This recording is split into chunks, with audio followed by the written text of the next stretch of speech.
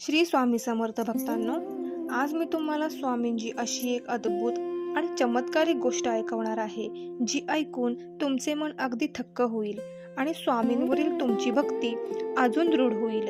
ही गोष्ट शेवटपर्यंत नक्की ऐका. एकदा एक गरीब माणूस खूप निराश होऊन अक्कलकोटमध्ये स्वामींच्या मठात आला. त्याचे नशीब पूर्णपणे खचले होते. घरात अन्न नव्हते, डोक्यावर खूप कर्ज होते. तो स्वामींच्या समोर बसला आणि रडू लागला. तो म्हणाला, स्वामी, माझ्या नशिबात फक्त दुःखच लिहिलंय का? माझं नशीब कधी बदलणार? स्वामींनी त्याच्याकडे पाहिले, प्रेमाने हसले आणि बाजूला पडलेला एक कोळशाचा तुकडा उचलला. स्वामींनी तो तुकडा त्या माणसाच्या हातात ठेवला आणि म्हणाले, जा, हा तुझ्या घरात नेऊन ठेव. त्या माणसाला वाटले, माझे नशीब आधीच काळे आहे. त्या स्वामींनी अजून हा कोळसा दिला. पण स्वामींवर श्रद्धा ठेवून तो घरी गेला आणि त्याने तो कोळसा देवाऱ्यात ठेवला.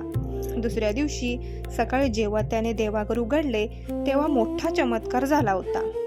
तो काळा कोळसाचा तुकडा गायब झाला होता आणि त्या जागी एक चमकणारा अस्सल हिरा ठेवलेला होता.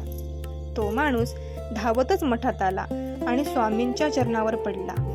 तेव्हा स्वामी अत्यंत प्रेमाने म्हणाले, भिवू नकोस, मी तुझ्या पाठीशी आहे. जेव्हा परिस्थिती कोळशासारखी काळी आणि कठीण वाटते, तेव्हा धीर सोडू नका. माझी भक्ती त्या कोळशाचेही हिऱ्यात रूपांतर करू शकते. भक्तांनो, गोष्ट आवडली असेल तर लाईक करा आणि चॅनलला सबस्क्राईब करा. श्री स्वामी समर्थ.